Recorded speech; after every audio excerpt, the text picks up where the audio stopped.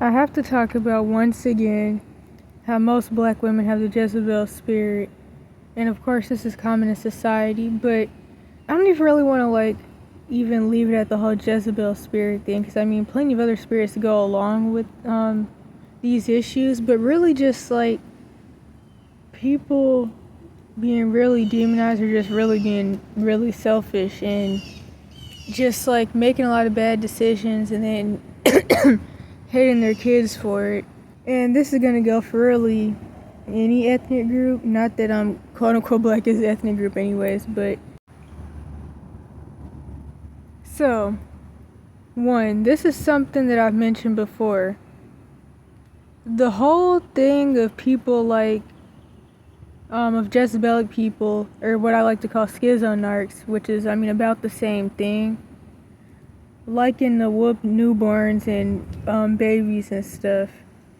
And one of the things about this with the people that do this is as I've said before, it's really because they have voices in their head telling them that their kids aren't listening to them, that their kid is talking back to them when their kid can't even talk, and convincing them to hate their kid because their kid is quote unquote evil and bad.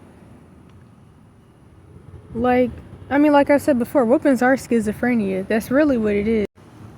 It's literally somebody hearing voices in their head telling them to beat their kids up, and it's quote unquote discipline. And of course, as I've always said, whoopings are also sexual abuse. That's what it's rooted in. That's why people who go through this, among the many issues that they get, one of them is falling into the BDSM sexual addictions and that type of stuff. In fact, it kind of reminds me of the show Moral Oral. And it's literally the show about and made by a dude who obviously has religious trauma. His dad was alcoholic. His preacher was the usual priest that has no idea what he's talking about. And I think he was an alcoholic too. And I've actually met people in situations like that where they were like, well, my pastor, he comes to church drunk. So my mom said there's nothing wrong with it, and she gets drunk and she beats me up. I literally heard somebody say that once when I was still in the Cash for Kids system. And it's but anyways, the dude literally went into BDSM, and one of his fans was talking about this, and that's what happens. And it even goes into something I mentioned before, which is the whole I turned out fine thing. People say I turned out fine, but you're attracted to children. You date 30 people at a time. You're an alcoholic. You have other drug addictions. You don't know who you are or what you want or why, and you're I could just really keep going. It's all these issues that people have are from this. They literally start in the family system. That's why I always say child abuse is an agenda, not a coincidence, because it helps create a world of messed up people who are turned out broken and will go along with any agenda that's pushed because they're already brainwashed and they're not trusting themselves and being easily gaslit, and they easily believe that everything is a quote-unquote conspiracy and things like that. It's it's just, the world is just a broken, messed up place. But anyways, examples of Jezebelic people. They love to be loud. They love to be loud at their victims especially. And plenty of them are mean to other people, but they target their kids because that's their quote-unquote property. They target people that they're dating because that's their quote-unquote property. Or married to, but people in the West aren't really doing that much, so I can't even really use that example. If you look at them, they roll their eyes, they ask you, do you have a problem, and what are you looking at? And not even if you look at them, if they think you're looking at them, if you're looking in their direction, maybe, possibly, they'll curse you out for it. And this is the issue, as I've talked about before, that quote-unquote black women and Karens have, and as I've said before plenty of times throughout the years, the spirits in quote-unquote narcissism, as people like to say, is and being a schizonarch, as I like to call it, it's the same spirits in quote-unquote white supremacy. So it's all the same. That's why people that I guess could be considered, I don't know, white supremacists or racist or something, they treat their kids the same way. and that's why their kids end up the way that they do. And people say it's because, quote unquote, they don't discipline them, because of course the discipline is just abuse anyways, which would still cause the same issues. But that's a video of its own, and I do plan to make a video about that. And I have some good examples with someone that I know that could also fit this, but even just situations I've seen out in the world of the whole issue of, really, like I've said before, somebody can't hate other people and then actually like themselves or like their kids. That's actually like plain and simple. You can't hate anybody and then like your kids. If you're racist, you hate your kids. If you hate your kids, you're racist. And I remember I said something like this to somebody before, and they were like, what? And I know most people didn't understand jack I talk about, but it's true, and it shows, and the way the world is literally, it just shows. It's literally everywhere, if you can understand it. And I even plan to make a video again about the bullcrap with the, of course, civil WAR that they're pushing that will happen. With all the race bait and the fake media, like if you've seen the AI videos that are literally just like rage bait to petty quote-unquote black and petty quote-unquote white people specifically, because there's a whole duality there and the merging of good and evil with the quote-unquote black color label and the quote-unquote white color label. And it's just so funny to me because, like, of course I talk about true history and all that stuff, but I'll always say I'm not on anybody's side, and all that stuff is really bullcrap. And people, well, I'll say especially with these two groups, they're honestly really similar when it boils down. But that could be a video of its own, and I'm pretty sure I've talked about it before many times. In fact, I'm sorry, but I have to go off on a rant. So, I mention the Aleister Crowley quote all the time, recently especially, and how that term is one example of white supremacy, and how it actually isn't there to benefit anybody, because Aleister Crowley says that the best victim, or the most suitable victim, is an 8-year-old white boy with the perfect intelligence. And this also makes me think about the Black Panther Party. The Black Panther Party literally traffics their own kids, because of course all these little quote-unquote black organizations are Freemasonry branches, which of course, as I always say, is under the pagan Roman Catholic Church, and you know what they do. Honestly, all religions are under the pagan Roman Catholic Church and World Council of Churches. And BHI claims to not be, but as far as I care, and as far as people should know, BHI is still a branch of Freemasonry, so they're still a branch of Catholicism. I just see them as another branch of Christianity, to be honest. And I've also heard stories, although there were faceless stories, but I mean, I wouldn't be surprised. So I've heard stories from different people, not in person, of them having to like escape the BHI organization because of abuse. And I've already talked about before how like all these little black saviors that are pushed out every time we start to start waking up, like these Malcolm X people and these Dr. Umars, which I do agree with some stuff he says, but as I've said before, he's still a mommy's boy, so there's a lot of issues with that. But people like that, these are people in Freemason bloodlines that are just there to push narratives and drag us off into some weird path. And I could say so much about that. Like, I mean, if you've heard the testimonies from Dr. Umar's kids, in fact, there's this video, I'm pretty sure this one's a joke though, but there's a video of some white dude saying that Dr. Umar's his dad, and he left him. And it was really just to pick at the fact that a lot of Dr. Umar's kids have been coming out. So it's kind of like, what's that dude? Nick Cannon?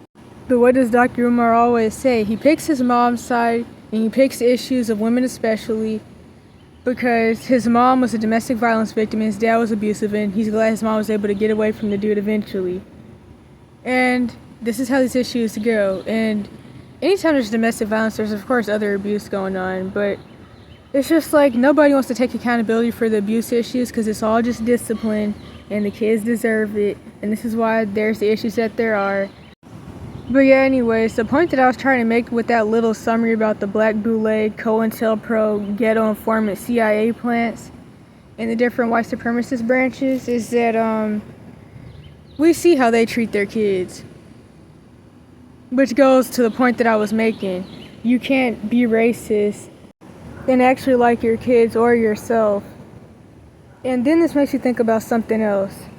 How a lot of people that are dragged into the conservative side especially, and of course, I'm not in either side of the bird. I know it's all bullcrap. I know they're all actors. They're all related. They all push to the same agenda. And not just American left-right, but global left-right. But especially with the right, I've noticed that a lot of people that get dragged over there, regardless of what they look like and what their ethnicity is, it's because they're mad at their family because their family did a lot of things to them and they want some group to be a part of. And that's why you have these black conservatives and different people like that. And that's going to be brought back up in the video I'm going to hopefully eventually make, where I'm also going to use some examples from someone I know with their situation of kind of being like readopted by somebody who's racist and is always trying to like force them to be racist, but the person doesn't give a crap about them and didn't in the past either, which is a long story. But and just since I'm on the topic, I can also throw in that the people on both sides of the race baiting and all these content creators everywhere that like make these videos about what police supposedly did, what this person supposedly did to this person in public, or who supposedly did what to who. None of this stuff is really real. And like I've said before, or at least I think I did, I bet like all these people are being paid behind the scenes by the CIA or FBI or something to make all this race-bait content on both sides. They're all controlled opposition. Because like I've said before, all lives don't matter until kids' lives matter. And as far as the BLM organization, that's owned by the Freemasons, the Alphabet, the feminists, and the real white supremacists at the top anyways, but there's just so much bullcrap with that. Especially with the Antifa thing, which I talk about in the video titled Why Anti-Racism is Racism. And even the whole thing with like the whole anti-youth F them kids stuff and the pro, don't know if I can say the word, so I'm just going to say PP Clinic Asian people, because they got to like take some letters out. But the people that are always talking about how much they love to take out the youth and how much they like to take out kids and babies, and like you commonly see a lot of black women on the stand for that, even though Margaret Sanger literally made these organizations to take out people that are melanated, and especially those of Yeahh. So it's like you stand for your own demise. And another thing, like people say sometimes, if only Black Lives Mattered to black people, and if only anybody's life mattered to anybody, really. It's like there's a BLM, ALM thing, but people on either side don't believe any of that stuff. They don't believe any of it. They don't believe all lives matter either. Okay, I think I said everything I wanted to like go off to the side on a rant to say. I think, but I'm probably going to do it again, as usual. So, going back to the young parents that hate their kids, or just parents that hate their kids, and the Jezebelic side, it's like, it is very obvious that people are mad at their kids because they didn't want kids in the first place. People literally, like, it's very obvious that people hate their kids with a passion. They really did not want their kids. People, like, this is why you have people that'll literally get on live and drown their baby in a bathtub or smuggle them with a blanket on live just to get back at the boyfriend or the girlfriend, or just to say, I never wanted my kid. Like you can tell by the way people look at their kids, and especially with Jezebelic people, because they have an attitude with everybody, especially certain ones on a certain spectrum. Because there definitely are people that are like definitely Jezebelic, but they still have like a lot of empathy and stuff, and they really do care about people. But like they could be really mean at times, and they'll call you ugly, or they'll call you fat one day and then not even remember it. It's just like, but that's kind of whatever. That's not even really the point. But definitely a certain spectrum. Just they're really schizonarchy. They'll split in a heartbeat. Like I said with the whole comparison of the schizonarch to the green SpongeBob, or the abrasive SpongeBob. One minute he likes you, the next minute he doesn't. which goes along with like the stereotypical schizophrenic person, which is really common in the homeless community, because that's usually what people think of when they think of schizophrenia, even though it's not really what it is on a large scale. It's a spectrum. But they think of like these really traumatized and broken people that have like the narky split, where like 1 minute they like you, the next minute they're cursing you out. And that's why I call it a schizo-narc. And that's how people are with their kids, but of course it's the kids' fault because kids are bad. And like people, there's literally some people out there that say all kids are bad. And I mean, everybody's bad. All people are bad. So like, what in the world? Oh yeah, and another thing. Jezebelic people will get mad at their kids over absolutely nothing. Tying your shoe a way they don't like. If they... I'm trying to think of examples. Like, okay, no. So, something that I've seen a couple times in the area that I've been in lately.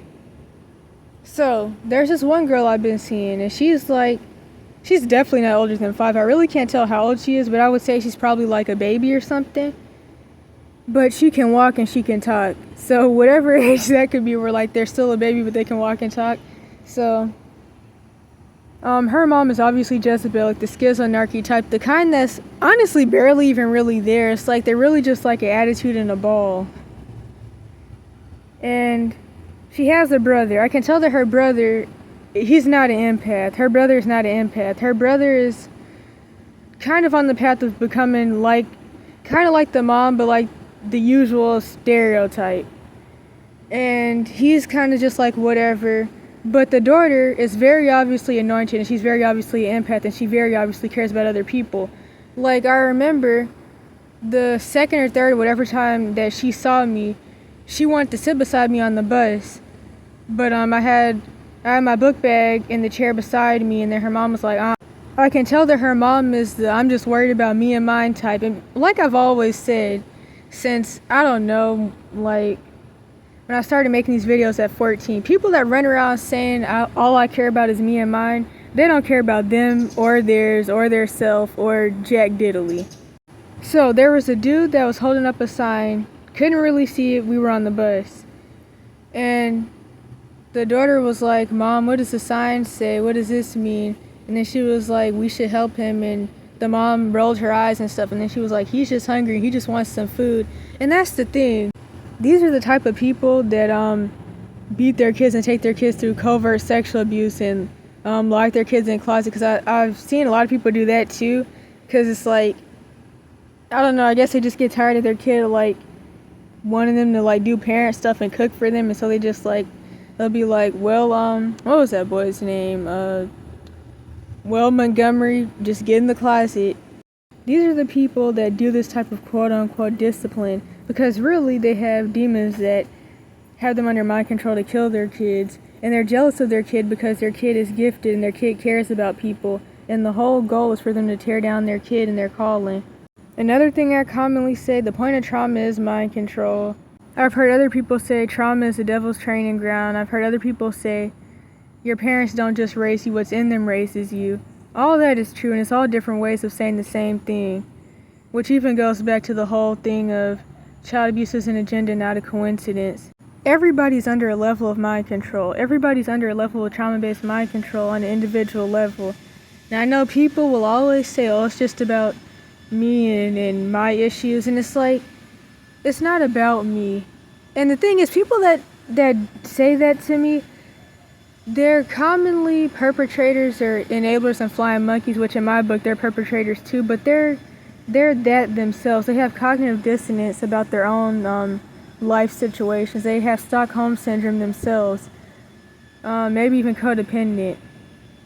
And it's like, this is an issue that's in the world. This is an issue that affects everybody. You can't find anybody on this planet who hasn't been through something. That's not how life works. And the thing is, what's always affected me the most is things that have happened to other people. Things that I've had to watch happen to other people, especially when I was in the Cash for Kids system. Not even things that have happened to me. And the thing is, I escaped the Cash for Kids system, which I talk about like every day. I ran away. there are people that are still in there. There are people that will never get out. I know people who are in there that died years ago. Like, I know plenty of people right now that when I think of them, I doubt that they're still alive.